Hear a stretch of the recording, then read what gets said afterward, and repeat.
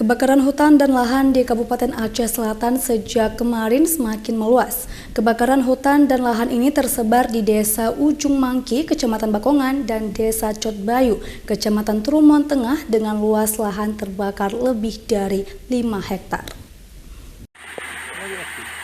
Kebakaran hutan dan lahan kembali terjadi di Kabupaten Aceh Selatan sejak kemarin. Untuk saat ini, petugas damkar BPBD Kabupaten Aceh Selatan terus melakukan upaya pemadaman api di sejumlah titik yang terpantau.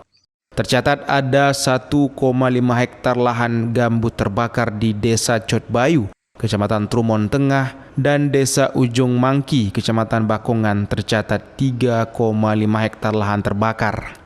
Petugas pemadam kebakaran BPBD Aceh Selatan dibantu TNI Polri sangat kesulitan melakukan pemadaman karena lahan gambut dan akses menuju lokasi yang tidak bisa dilewati mobil pemadam, ditambah dengan sumber air yang sangat jauh. Hingga saat ini petugas terus melakukan pendinginan di lokasi lahan yang terbakar.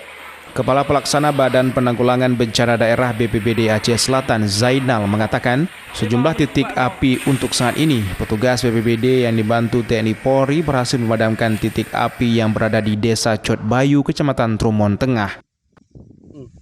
Kita akan melakukan pendinginan yang secara menyeluruh di lokasi karhutla yang akan kita lakukan barangkali besok pagi. Seluruh personel BPBD, tim BPBD Kabupaten Aceh Selatan akan turun ke lokasi.